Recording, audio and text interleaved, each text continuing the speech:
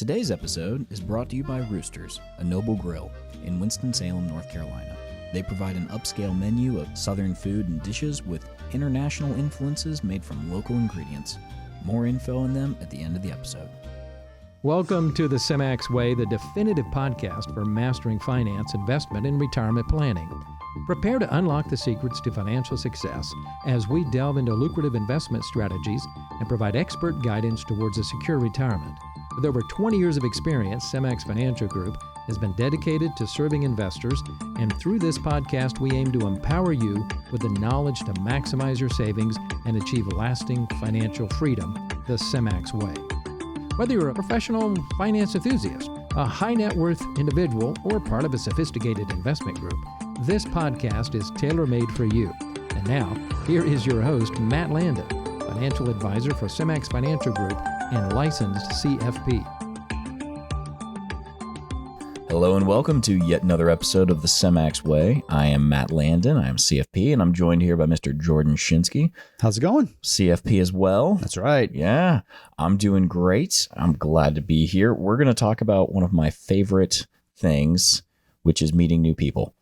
Yeah. Right? Yeah. So that's what this is, isn't it? This is all about meeting new people. Because what we're talking about today is first appointments. Right. And so the first time you're meeting with an advisor, the first time you're choosing to step into a new office somewhere and kind of bare your heart and soul, share your financial information and try to uncover, is this a business or a relationship that I want to pursue? Yep. And it's a two-way street. That's right. And it's a really intimidating process. Yep. Yeah. So, well, and it's, think of it this way. It's an interview. Absolutely. I mean, when someone comes in the door, they're interviewing whatever firm they're at, whatever advisor they're talking to. It's an interview to see whether or not they're going to be able to do the job. Yeah. And I think it's important when we talk about an interview, it goes both ways, because you want to be interviewing that advisor and making sure that you've got someone that you trust. You've got someone that has the technical skills and abilities and has the tools available, has the full team, has the resources. You know, you're looking at all of those kinds of things. And at the same time, I feel like the advisor should also be, to a degree, interviewing you, making sure that things work well together, because there's not many things that I'll say no to a client about, but if someone says, "Hey, can we do this?" and I'm like, "Yeah, that's tax evasion. We're not doing that." Yeah. You know? Or even strategies that may not be the right implementation for a situation. Someone walks in with retirement money and says, "I'm going to put 80% of it in crypto." You're probably not the right client, you know? Yeah, that's something where I would say you likely want to do that on your own. Yeah, you right. Have a really strong understanding of this. That way, if it blows up in your face, you understand what you're getting into. Yeah, right? We're probably not going to mesh, you know? I would say I've done exactly 0 income plans for folks, putting 80% in crypto. Right. 75 now. Oh. But 80 is that threshold. That's it, huh? I'm kidding. So before we jump into what that first appointment actually looks like, because I do think it's helpful to say, hey, when you're going into a first appointment, here's some things you should bring. Here's how it should flow. Because also, if it doesn't, you can kind of go, wait a minute, did they skip some steps, or how exhaustive is this? Yeah. You know? But what got you to that point? Right. What got you to the point that you're ready to walk in the door and talk to someone? Why would I want to talk to an advisor to begin with? Right. So what are some reasons that we would do that? So there are a number of reasons. A lot of times it's due to either an expected or in some cases an unexpected life event. You know, hey, we just got married. We are having a baby. I'm 2 years from retirement. Maybe I just lost a job unexpectedly, right? So there are events that could trigger me to start thinking about, or someone to start thinking about, what do I need to do with my finances? So am I prepared? It could be everything from, I have always been making X, and I just took a new job position, and all of a sudden my salary jumped up significantly. What do I do with these extra funds? Right. Should I be paying off the house more, or should I be putting more into my retirement? You know, let me get some advice. It could also be, I just paid off my house. Now all of a sudden that mortgage payment, where does that money go? What do I do with it? And the unexpected as well. You know, I think a job change is a very common one. It could also be loss of a spouse. Yep. It could be unexpected health. You know, there's a lot of different things that could drive you. Oh yeah. To saying, okay, I want to review things. But it's not always just unexpected things. It could also be it's time to get serious. That's right. That's right. Maybe I have a goal where I'm 10 years from retirement. I want to buy a beach house when I retire. I need a plan in place that's going to get me the funds available. Mm-hmm. And so I now have a goal that I need to reach, but I have no idea where to start or how to get there. Yeah. That may be a reason to sit down and talk to an advisor and say, all right, I think I have the retirement part set up, right? Maybe I'm prepared. I know I'm good there, but I have this aspect that I don't know what I'm doing and I need some guidance. Yeah. That may be a reason. Well, and I would also say when it comes to working with an advisor, I can't tell you how many folks I've sat down with, and I know you've had the same experience. Oh yeah. Where I say, when you come in, please bring in your current income plan. You're planning on retiring, or you may already be retired. Yep. What is your current income plan? How does it look? Have you detailed out when we're going to take Social Security, how we're going to take Social Security, how we're going to create income? Are we doing it in the most tax advantaged way? Yeah. What impact are we having on our retirement planning from like the estate planning component? Yep. Because there's some folks that say, I want to bounce a check to the undertaker. Yeah. There's others that come in going, leaving funds to family is incredibly important to me. And this is something that I feel like it's important to keep in mind. There's not a right or a wrong here. It's not that I'm going to shame you if you say, I don't want to leave money to charity, but I am going to go, okay, well, what do you want to do with these funds? Yeah.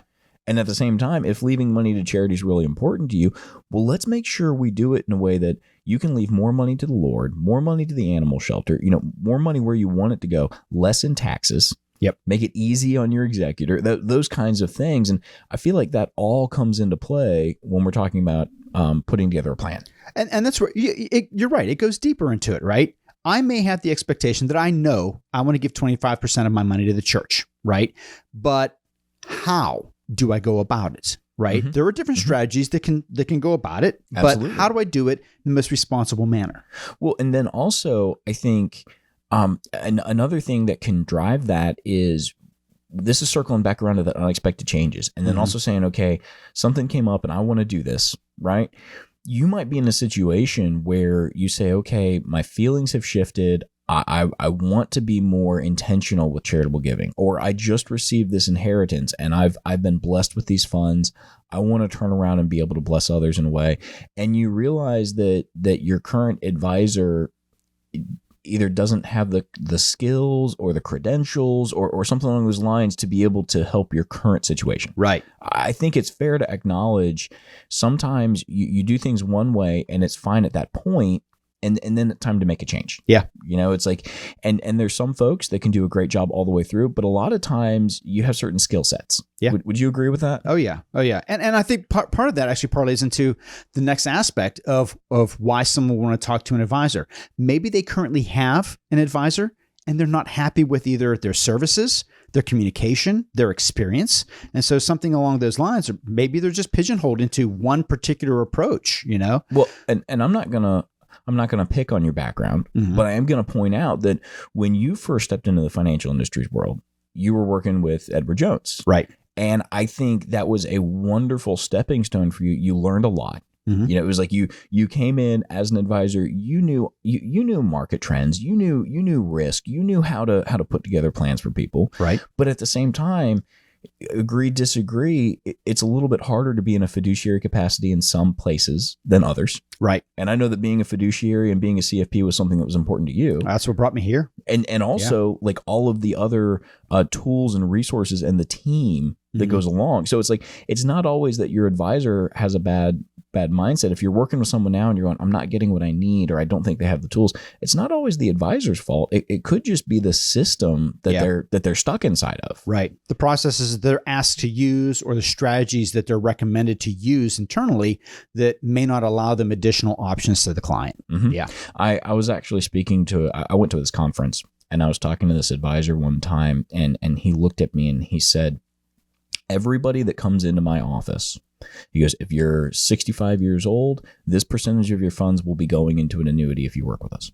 If you're 70-year-old, this percentage of your funds will be going into an annuity if you work with us, and so on and so forth. And it was just a very matter of fact. And I went, excuse me? Very cookie cutter. Yeah. Yeah, I said, you mean to tell me it doesn't matter if I tell you I want to be aggressive, moderate, conservative, you're telling me 30% or 40% or whatever it is, this amount is going in just because I happen to be 65 years old? And he goes, yeah. And I said, and how many advisors do you have? He said, well, we got 9 advisors, and that's what they all do because that's what I tell them to do. Wow. And don't agree with that at all. I don't either. And that's not to say there's anything wrong with annuities. Yeah. But anybody that's just like blanket, you come in, this is what you get, that is not a personalized plan. No, it's not. It's not.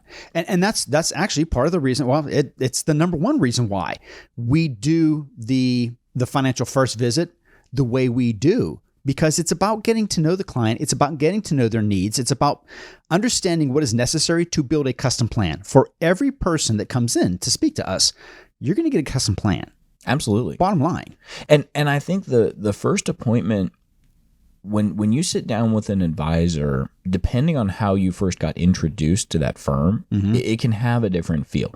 You know, because we have folks that come into our office from referrals. Right. And if you come in because your sister has been working with us for 5 years and she keeps raving about how phenomenal Jordan is, you know, you're going to come in with this expectation of, oh, you're the guy I've been hearing about. Yeah. This is the place I've been hearing about. That's a very different experience than coming in saying, I heard your podcast and I'm interested to sit down and see if you guys are the same in person as you are on air. Right. Right. Right. And so I think people come from different sources. So if you're sitting down with an advisor and you're having that first appointment, there's different ways you might be introduced to them. Some folks do dinner seminars, some folks do educational events, different things. Yep. And we do a lot of those, but I would say most of our clients really come from the referral aspect because for me, at least, I feel like it's very easy to say, wait a minute, you talk to so-and-so? Okay, well, then I'm going to go with you. And referral business is actually something that really just comes from time in the seat. You know, we are a well-established company that has serviced clients now for decades.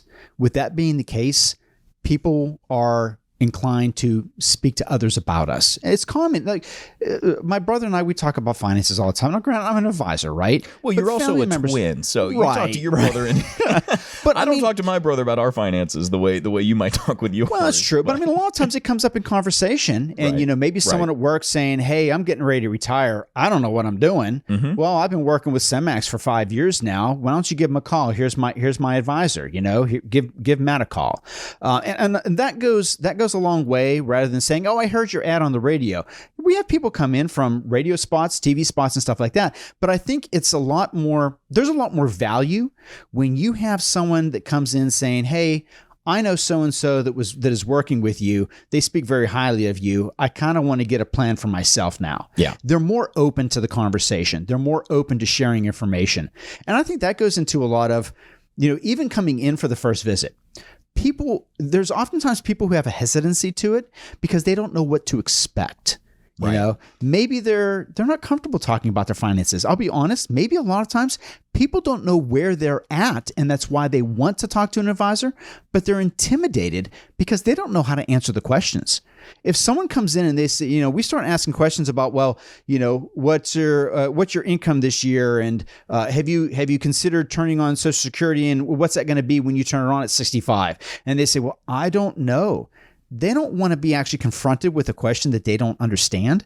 And so they may be hesitant to even sit down and talk to someone about it. So I would agree with that entirely. And along with that, I would say if you're in that situation where you're sitting down, remember, go back to this being an interview. Yeah. You should feel like this is a comfortable, collaborative process. Right. You shouldn't be browbeaten. You shouldn't feel like you're being sold something or shoehorned into something. You should be working with an advisor and a team that is trying to put you in the best situation possible. Yeah. But before you can ever do that, you have to understand what's your current situation and does it merit any changes? Right. And so that's part of that first appointment. When you come in, we usually ask folks to bring in a copy of all their statements. We have you fill in some forms. We also ask you to bring in a copy of your tax returns. We want to understand how are you set up across the board, because if you're not talking taxes, I feel like you're missing part of the boat when it comes to your finances.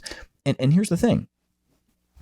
There are over 93,000 published pages addressing our tax code. That's scary.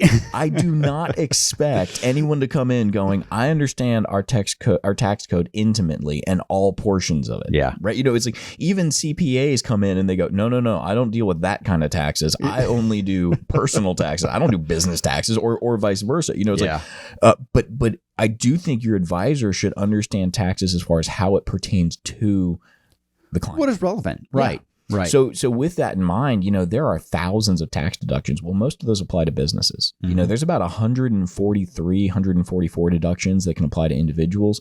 Of those, there's about 64 strategies that really apply from a retirement planning standpoint. Yeah. But you don't use the same strategies for everyone. No. We're using different tax strategies. Right. So you don't have to bring in your tax return, or you may say, I'm not bringing that in the first time. I want to meet these guys, kind of get a feel for them, and then I'll decide if I want to share that, and that's perfectly okay. Oh yeah. Take it at your pace, right?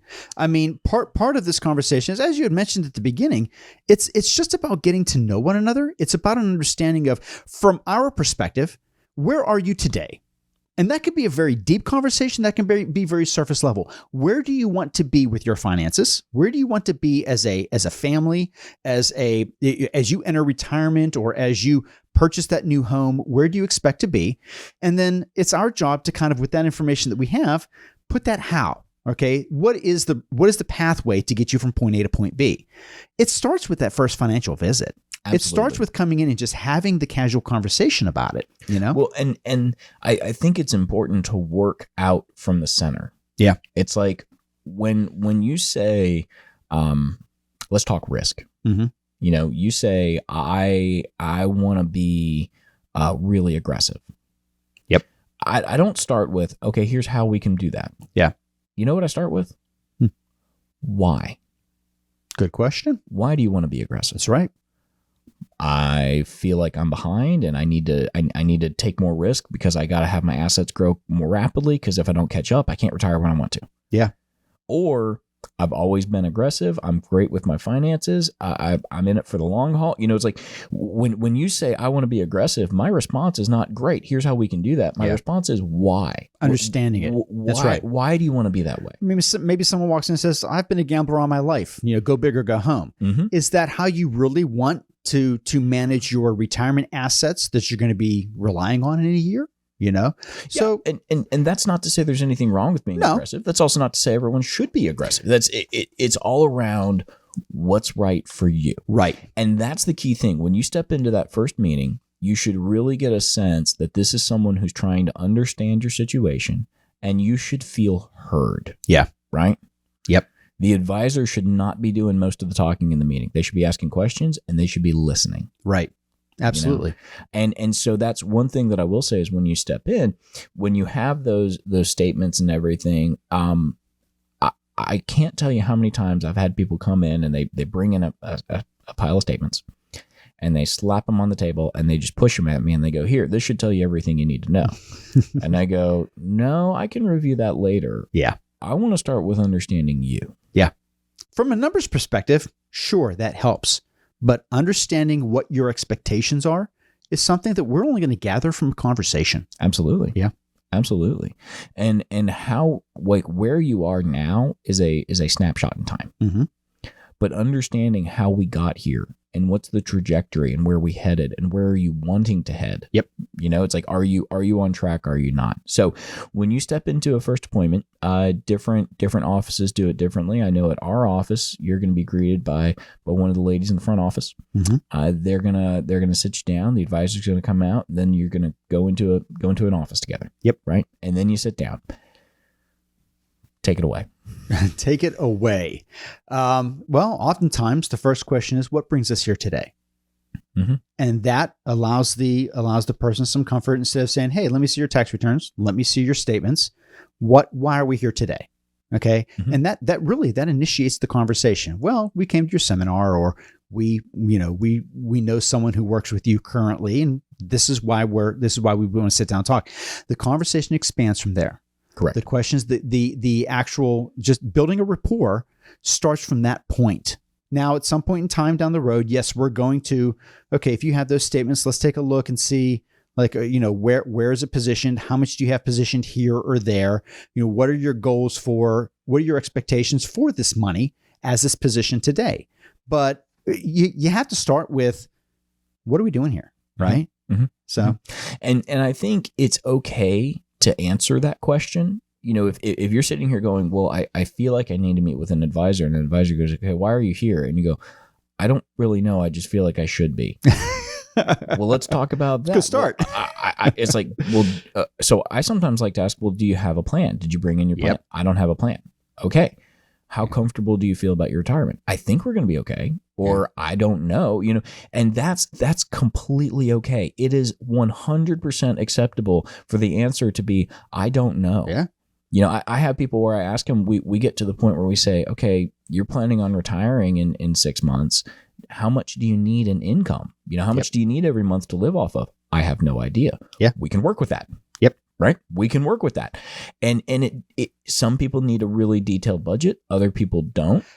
It's a conversation. You work through it, but you have to get to a number. Well, sometimes you have to back into it. Exactly. Right? So if you ask the question, you're not sure. Okay, well, let's break it down a little more. Let's talk about your debt. Let's find out what you're spending on your mortgage. Do you have a car payment? Do you have school loans that you're still paying off? What's your budget for going on vacation? And really, we break it down in order to determine what that number is, because everyone's got a number. And what's interesting about that is, it's like when you talk about that number, there are kind of two camps, and this is not dismissive. This is not in any way speaking down, but there's really kind of two camps of folks when they come in and meet with us. We have a lot of folks that are asking the question, will I have enough? Am I going to be okay? It's like, am I going to be able to make it through retirement? Am I going to be okay? What happens if I live to 97? Yeah. Will I be able to take care of myself? If taxes jump up, is it gonna ruin me? Right. If a spouse passes away, what happens to Social Security? Yeah. How do I take it? Right. How do we take that pension? It's like, that's right. What's the best way to do this so that way we're gonna be okay? Right. And that is an excellent question that we're able to answer for folks all the time. Yeah. But there's a second group of folks. There's a second category, and they're not in the case of wondering, am I going to be okay? Mm-hmm. I met with a couple yesterday, and I looked at them and I said, it's not a question of, are you going to have the income you need in retirement? We already know that's taken care of. Mm-hmm. Right? They have more consistent reoccurring income that's guaranteed through their retirement than they're living off of now. It was not a question of, are we going to be able to keep the lights on? Are we going to be able to afford to go on a vacation once a year, or into skilled nursing care, or whatever the case may be? That's right. They're fine. That's right. The bigger thing for them was saying, are we being the best stewards of what the Lord has blessed us with? Yeah. Are we being the most tax advantaged we can be? Are we giving more to charity? Are we set up from a legacy planning standpoint? It's like, are we, and did they address that long-term care piece? Did they address some of those other things? So the question for some folks is really around, what do we need to do so when those paychecks stop, I've got income? Yeah. There are other people that are like, that's not the concern, but that doesn't mean you shouldn't be doing any kind of retirement planning. Right. Right. Right. And I think when you're sitting down in that first appointment, again, it really is around uncovering and understanding what are your needs. Mm-hmm. And the advisor should be asking you questions that you may have never thought of. Yeah. Right. Oh, yeah. And think of it this way, right? Along the lines of what you're talking about, you have a client that comes in retirement, they don't have debt, they're living off of $60,000 a year pretty comfortably, but they have $100,000 coming in. Well, they say, what strategies can we utilize to be responsible with this? How do we gift this to charities, to a church? Maybe we have grandkids. Maybe I want to put money away for their college. Maybe I want to gift to my children every year, right? So it's like, how do we implement those strategies? Well, we have to know the numbers. We have to know what's available there before we can determine, A, how much do you have that you can work with? And B, what do you want to do with it? And that's Absolutely. where, again, going back to that conversation of just getting an understanding of things, So the numbers only play so much into it. The understanding of what you want to do with it is really what's more important in this whole relationship that we do with our clients. Mm-hmm. I agree entirely. Mm-hmm. Yeah. So when you're coming in to meet with an advisor, I think it's important to bring in some statements. Usually there's going to be some forms, and they're going to ask you things like your age, and that's one that I've had people get a little cagey on every once in a while. They kind of don't want to share their age. The reason that we're asking your age is because depending on when you were born, that affects Social Security. Sure. That affects RMD ages. Oh yeah. And now they've made it really interesting, because if you were born this year, well, then your RMD is going to be at 63. But if you were born in this year, it's 64. And, it's like, and they 70. Yeah. I'm sorry. 73, 74. Yeah. So when you're looking at that, it's like the year you were born does affect things. Then also when you were born, if you were born in January, it's a little bit different than December. And then thinking through Medicare, health insurance, those kinds of things. So I've had some people that'll just kind of put down, well, I'm 64. And I go, okay, is your birthday in December or is it in January? Yeah. Well, what difference does it make? It does make a difference. It's like, I like to know. Yep. Because how you turn on Social Security and when you turn on Social Security, I think that should be a part of the conversation. If you haven't turned it on yet, is your advisor working with you to maximize your Social Security? Right. Right. So that should be a part of the conversation. And I like to ask, what's your plan around Social Security? Yep. Oh, I'm turning it on at this point. Okay. How did you come up with that? Yeah. And this is not, it's important, again, and this goes back to that gut check part of things. It should never be accusatory. You shouldn't be like, well, how'd you do that? Or why'd you do that? No, it's more of, talk me through, how'd you get here? Because that can be a really illuminating part of the conversation. Yep. And just, I'll jump on a soapbox for 10 seconds here, and you might have to pull me off, but Social Security is not an entitlement. This is not some benefit package where you're on the government dole. No, what this is this is your money that they have been taking out of your paycheck since you started working. For me, it's like when I started working at 16 years old as a lifeguard, they started taking money out of my paycheck, and they've never stopped. Yep.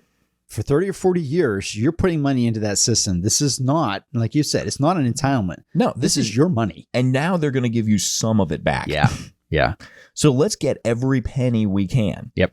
And let's make sure we're using it in a way that if something happens to me, Kristen, my wife, is going to be taken care of. Right. Or if something happens to her, I'm going to be taken care of. It's let's get every penny we can back out that you've put in. Yep. And let's do it in the most advantaged way possible. Well, and I use example. People always ask me, like, when should I take it? What's the ideal time to take it? I had a guy come in. It was a few weeks ago, and as we sat down, he said, well, a person at work told me that I should defer my Social Security to age 70, max it out, wait as long as I can. He was 65 years old and wanted to retire. When we built the plan, we identified that if he deferred to age 70, yes, he would be getting more per month, but he would be reliant on his finance, on his portfolio too much so that it would overburden it those first 5 years. But if he were to turn it on at 65 when he retired, that it would create an equilibrium for him that made him comfortable throughout at least age 90. So in situations like that, there's never one size, again, just like anything in finance, there is never a one size fits all. But having the conversation, okay, with you when you come in to speak with us around those types of subjects is not just about, hey, I've got a 401k with $1 million in it. How are you going to invest it for me? Okay. Having that big picture of understanding every aspect is really what we utilize to make this holistic approach to making sure that your finances are going to work best for you. Right. Social Security is just an aspect of that. Right. And that's where it's like, that's not to be dismissive of how are you going to invest my $1 million? That matters. It's important. Absolutely. That absolutely matters. But it's one part of things. Right. That's not to be dismissive of it, but it's to say you can't look at it with blinders on, whether we're talking about Social Security, because otherwise the answer to everyone should be take your Social Security at 70. That's the biggest paycheck. What happens if you die at 71 though? Or take your Social Security at 62. That's the quickest you can get it. Yeah. And in history, people, especially, people who specialize in Social Security, there have been those that have recommended both aspects of it. I mean, you're looking at both ends of the spectrum. In between. And everywhere in between. And that's where I think it's important to not look at Social Security from a personal just like a personal ethos standpoint. Yeah. But looking at it from a, how does this affect my overall plan? Mm-hmm. Let's not look at it with blinders on. Yeah. Let's look at it as part of everything, because there is information and there's confirmation. Yep. Information is, well, at 62, my Social Security is X. Yeah. At 65, my Social Security is Y. And if I wait until full retirement, which for me is going to be 66 in 10 months, then it's this. And if I wait until 70, it's that. Okay, that's information. Mm-hmm. Confirmation is saying, let's put this as part of your plan. So along with that, you should be, another part of this income plan that you're looking at, another part of this first appointment is your advisor working with you to not just say, okay, what kind of income needs do I have? How are we utilizing Social Security? Where are we at from a risk standpoint? Yep. Am I comfortable with where I am? Do I need to be more aggressive? Do I need to be less aggressive? Yeah. Are you okay where you are? But then also looking at it and saying, okay, from that estate planning piece, what do we ultimately want to see these funds accomplish? Right. And then kind of pulling it all together. There are other things beyond just the numbers, though. Yeah. Oh, yeah. One of the things I like to ask folks, and I think is important to understand, is how often do you want to meet? The relationship part of it, the communication side of it. Absolutely. Yeah. Are you somebody that wants to meet every 3 months, and the reason you're in here is because you haven't seen your advisor in 2.5 years? Yeah.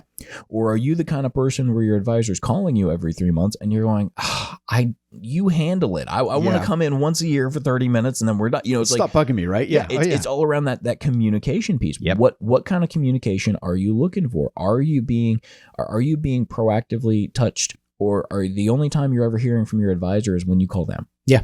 And then they call you back 2 weeks later. It's like those, right. That I feel like that communication piece is a really important part of it. Yep. And then some people, do you love email? Do you hate email?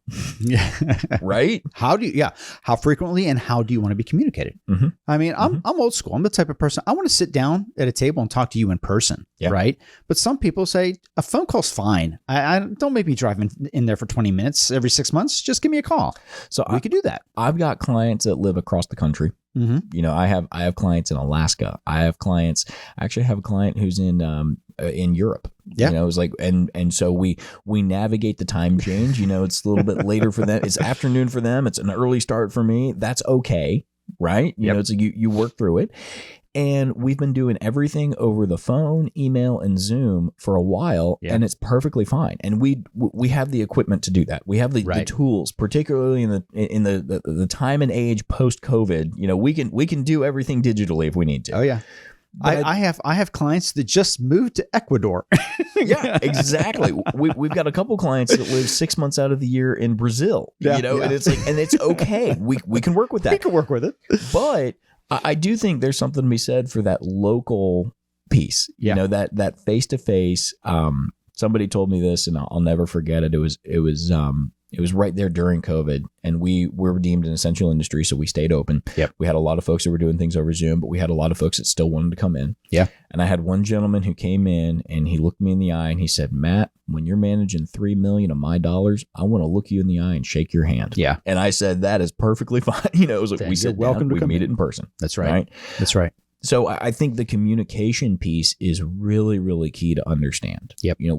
What are you looking for in a financial advisor? Right. Right. I think it's also important in that financial first visit for clients to realize that they're not going to be pressured. You're not going to be signing on the dotted line. Well, there's going to be no contract or anything. There is never any obligation when you walk in to sit down with us that first visit. I was okay. You caught me there at the end because I was about to disagree with you. At the very end, you said with us.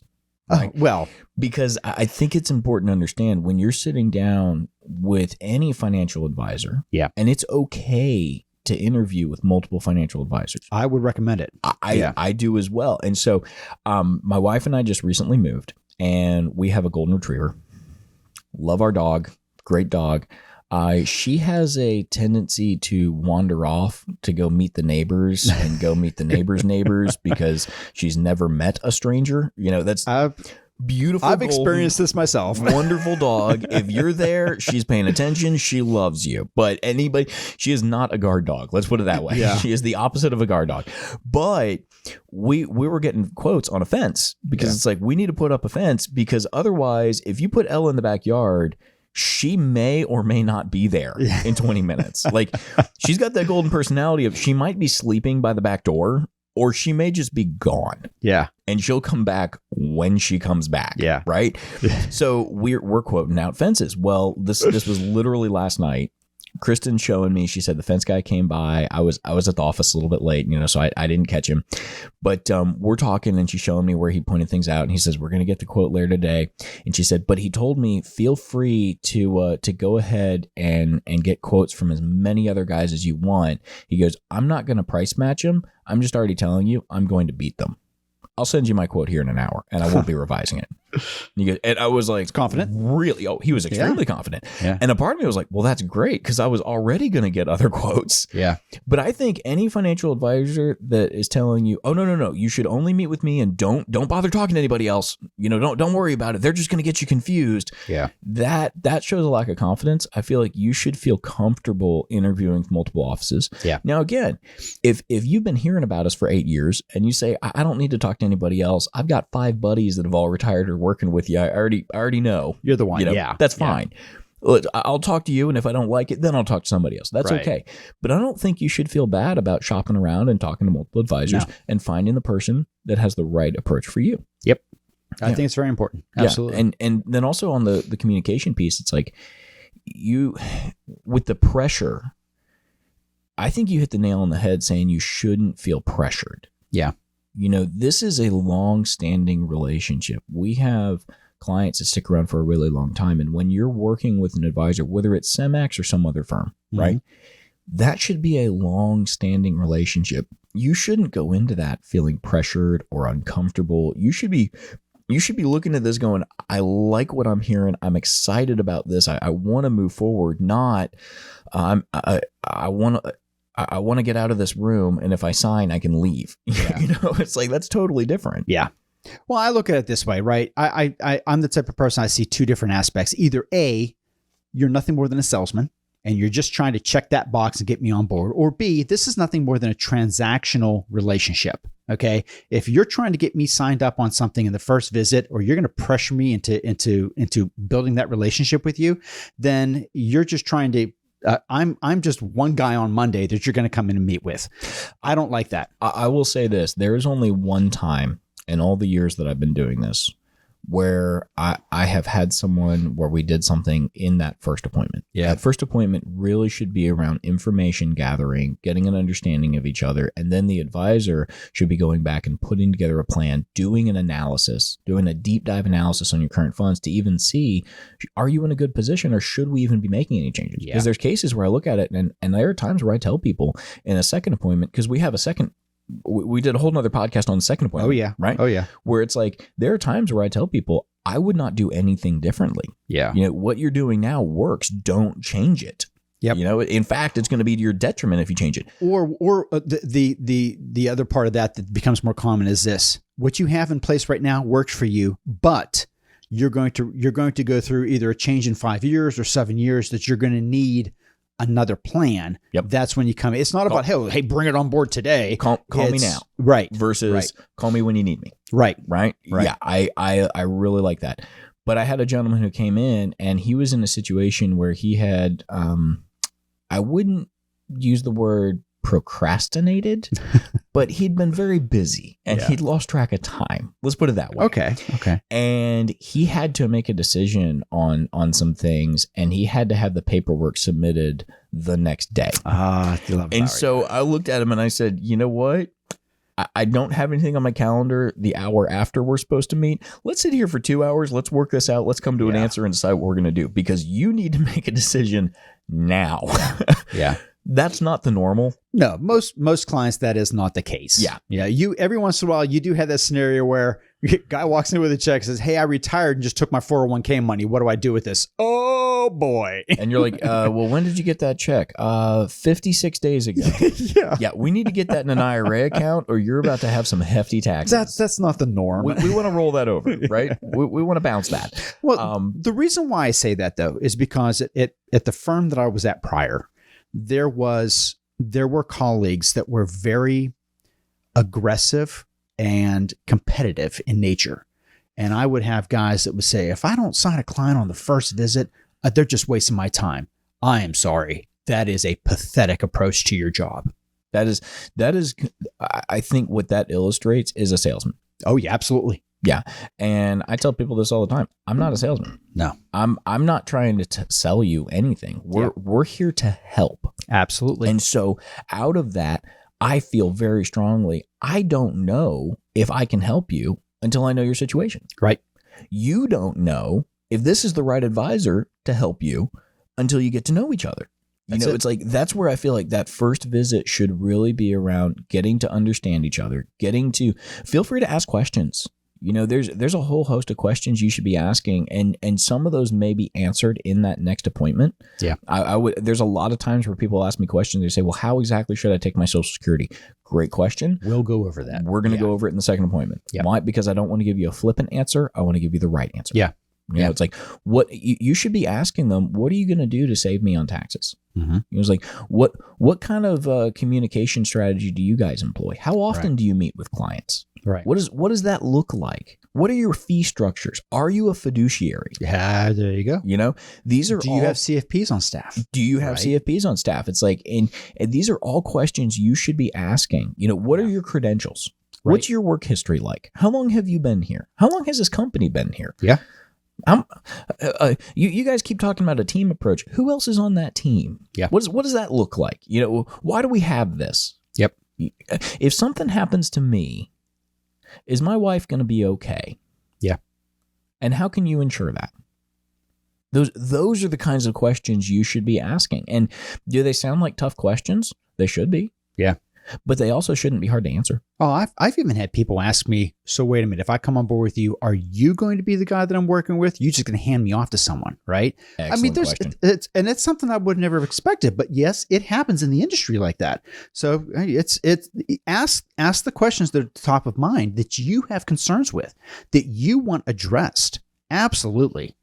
So I've actually heard this term used a lot in the financial industry's world, and it's where there's different types of advisors, and they literally call them sales advisors, and then they call them servicing advisors. Yeah. And you go, well, wait a minute. So a sales advisor, what's your job? Well, my job is to get you to do paperwork, and then I'm never talking to you again. Yeah. They're a closer. You're like, wait a minute. That's a salesman. Yeah. Right? Yeah. Now, I will say there are cases where I will look at someone and go, you know what? With your situation, I think Michael is going to be just the guy to be able to help because he has a certain Special niche case. skills. Yeah. Like, and your case, he's going to be better than I am in this specific instance because he has done a ton of research on it. I agree. And there are cases where I'm going to say, I don't think I'm the right person for you. Mm-hmm. But here's the guy on the team that is. And it's based on expertise. Exactly. Yeah. There's different skill sets. Yeah. Yep. I agree with that. And that's not right or wrong, but that's also where it's that team approach. Yep. Where it's like, it's not, okay, now you work with Michael, you never see Jordan again. It's, okay, now you work with Michael, Jordan's still on the team. He still knows what's going on because if you're out of the office or Jordan's out of the office or Michael's out of the office, who's the other person on the team who's getting answers? Who's the backup? Exactly. Right. Yeah. So I know you were out of the office a couple weeks ago. You went on a cruise. Yeah. How was that? It was fantastic. It was wonderful. Now I'm back to reality, though.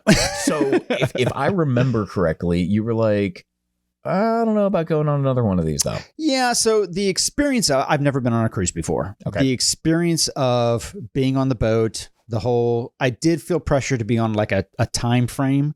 The entire time we were on the cruise, we had 2 destinations. It was relaxing when we got to, Nassau and to Half Moon Cay. But while you're on the boat, you feel like you're always on a clock.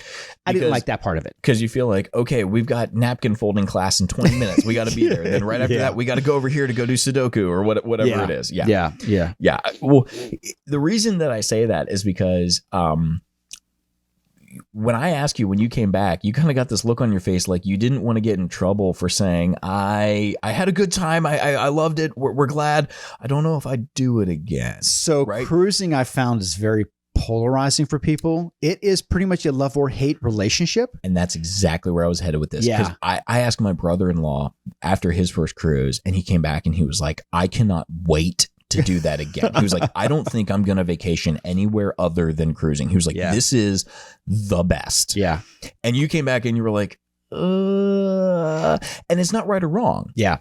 And that is where it is with financial advisors. You might have one person where you go, I love his communication style. He doodles all the time. He's explaining things constantly. Somebody else is like, it feels like he just should have been in art because he's drawing constantly in meetings. And it feels like he feels the need to explain everything to me. And I go, blah, blah, blah. Don't explain that to me. That's your job to know. I don't want to know that. One person might look at it and go, I love that I understand this for the first time. Yeah. Somebody else goes, I don't want to understand that. Yeah. It's like, that's not my job. That's yours. Exactly. And so that's where it's like, when you're in that first appointment, do you feel heard? Yeah. And are they going to communicate the way you want to be communicated to? Absolutely. Right. So whether we're talking about, hey, do you love going on cruises? No. Do you love going on cruises? Absolutely. Yeah. Who's wrong? Neither's wrong. I mean, it's just a different perspective. Precisely. Yeah. Precisely. Yep. Well, I hope this has been helpful. Are there any other thoughts that you think people should be aware of when they're stepping into that first meeting? One thing I will say. When you bring in statements, when you bring in a copy of your tax return, a lot of folks will do that they'll bring in physical copies. Yeah. Go ahead and make sure you know what is their security system to make sure your information secure. Good question. How are you keeping these things? How are you keeping safe? These records? It's like, I don't see anything wrong with scratching out that account number if you want. I don't see anything wrong with scratching your social security number off. It's like, but also, what is your record keeping? How do you have the secure? If they're uploading statements, please do not email personal information like that. We have a secure document upload, where it's got point-to-point encryption on our website. Yep. There's other ways to do it. There should be some kind of a secure portal, right? And honestly, if an advisor tells you, oh, just go ahead and email that to me, question that. Yeah, because it's like, well, there's my email and that could get potentially hacked. There's also your email that could potentially get hacked. There's also... when you're uploading those documents, are you saving it on your phone and then it gets stolen? So it's not even just the email itself. It's how is this being shared? So I think it's just security has become really, really important. Yeah. I think it needs to be. It needs to be to ask those kinds of questions. Absolutely. Yeah. I agree. But that was one thing I wanted to make sure I mentioned. Was there anything that you feel like we need to hit or? No, I think we went over quite a bit of stuff today. Good conversation. I will say this. If you ever have questions about what a visit, if you want further details about what a visit would be with an advisor here at Semmax, give us a call. Don't hesitate to just reach out. I'm sure I know I will be more than happy to sit down in 10 or 15 minutes. We'll have a discussion about really just what we expect. What are you looking for in coming in to sit down with one of our advisors? I think that's a great point. Yeah. You should feel able to pick up the phone, have a conversation. And sometimes the place to start is not coming in for a first visit. It's saying, hey, should I come in for a first? Here's my situation, and let's have a conversation around it. Yep. Yeah, I really like that a lot. And you can ask some of these questions right off the bat. Are you a fiduciary? What is your fee structure? How do you work from a security standpoint? Right. Well, thank you so much, Jordan, for joining me. I always enjoy these talks. Oh, I love doing these. These chats are good for me. I like it. Yeah. That said, I think wherever you are on your journey, if you are just first stepping into financial planning and you're saying, I've had that big life change and I'm trying to figure out what's going on, or I just had this unexpected inheritance and I don't know what to do with it, or I'm thinking about retirement, I'm getting close, or I'm stepping into retirement, or I've got issues with my advisor. There's a lot of different places that you might be on your journey. And it's not just you, it could be you and a spouse. Mm-hmm. You could be looking at your spouse saying, we need to make sure we're on the same page. And sometimes a third person can help from that standpoint. If you have questions, don't hesitate to reach out. I hope this has been beneficial for you, whether you work with Semmax or another fiduciary or another CFP. I wish you financial peace, success, happiness, and just remember, we approach it holistically, because that's the way we like to do it. That's the financial way that we think makes sense. So thanks for listening, and thanks for joining us as we talk about things the Semmax way. Thanks for joining us for another episode of the Semmax Way. If you're not completely satisfied with your current financial advisor, give us a call for a second opinion. Please note that this podcast is intended for informational and entertainment purposes only. The content shared on the Semmax Way should not be considered as investment advice. It is always recommended consult your licensed investment representative and a competent tax advisor respectively for your fiduciary needs and plans. No statement contained in the Semmax Way podcast or made by its producers, sponsors, host Matt Landon, or Semmax Financial Group is a recommendation. Semmax Financial Group and Matt Landon are not responsible or liable for investment value loss of any kind from any action taken based on information discussed in the Semmax Way podcast. Any opinions or viewpoints in this podcast are shared for information and entertainment purposes only and are not financial advice. We do encourage you to conduct further research and seek personalized advice for your specific financial circumstances. Full disclosure available at semmax.com/podcast. Thank you for joining us, and we look forward to having you tune in for future episodes of the Semmax Way. I'd like to pause a minute and just express our gratitude to our podcast sponsors, Noble's Food and Pursuits.